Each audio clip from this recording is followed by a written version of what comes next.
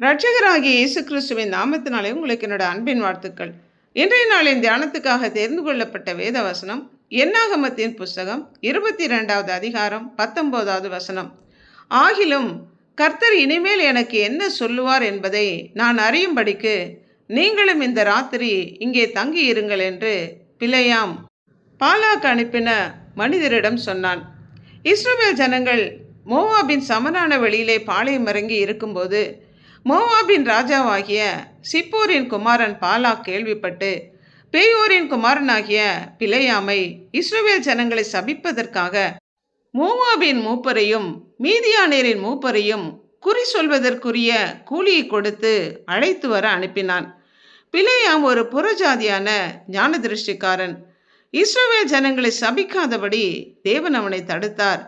தேவன் திட்டவட்டமாக பிலேயாமுடன் பேசியிருந்தும் நீ அவர்களோடு போக வேண்டாம், அந்த ஜனங்களை சபிக்கவும் வேண்டாம், அவர்கள் ஆசீர்வதிக்கப்பட்டவர்கள் என்று சொல்லியும் கூட 2வது முறை பாலாக் கனவான்களான அதிக பிரபுக்களை அதிக கூலி தருவதாக அனுப்பின போது திரும்பவுமாக தேவனிடம் சென்று அடுத்த முறையும் கேட்கிறான்.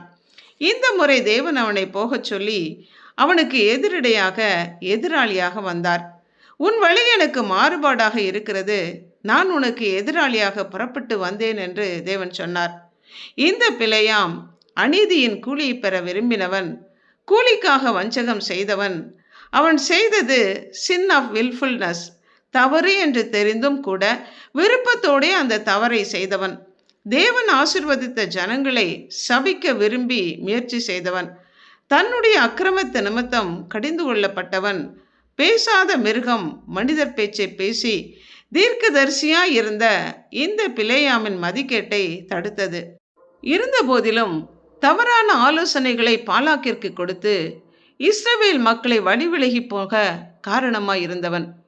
நாமும் கூட ஜெபிக்கும்போது ஒருமுறை தேவன் நோ என்று சொல்லிவிட்டால், தேவனுடைய சித்தம் அல்ல என்று தெரிந்துவிட்டால், திரும்ப திரும்ப தேவனிடம் சென்று அதே காரியத்தை நாம் கேட்டு தேவனுடைய இருதயத்தை திருப்ப நாம் முயற்சி செய்யக்கூடாது.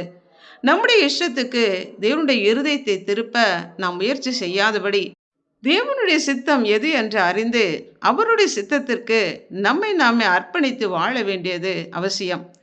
தேவன் ஒருமுறை சொல்லி இருக்கிற காரியத்தை 2ஆம் விசை பார்த்து திருத்துகிற தேவன் அல்ல, மனம் மாறுகிற தேவன் அல்ல. தேவனுடைய சித்தத்திற்கு நம்மை அர்ப்பணித்து வாழ ஒப்பு கொடுப்போமா? ஜெபிப்போம். அன்புள்ள ஆண்டவரே, பிலேயாமை போல உம்முடைய திட்டத்தை சித்தத்தை அறிந்தும் கூட உம்முடைய சித்தத்துக்கு விரோதமாக உம்முடைய இருதயத்தை திருப்ப முயற்சி செய்தது போல நாங்கள் செய்யாதபடி உம்முடைய சித்தத்தை திட்டத்தை அறிந்து அதன்படி நடக்க எங்களை அர்ப்பணிக்கிறோம்.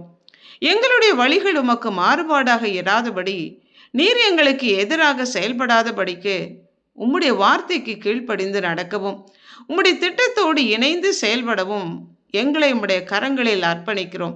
இயேசு கிறிஸ்துவின் நாமத்தினால் ஜெபிக்கிறோம் பிதாவே, ஆமென்.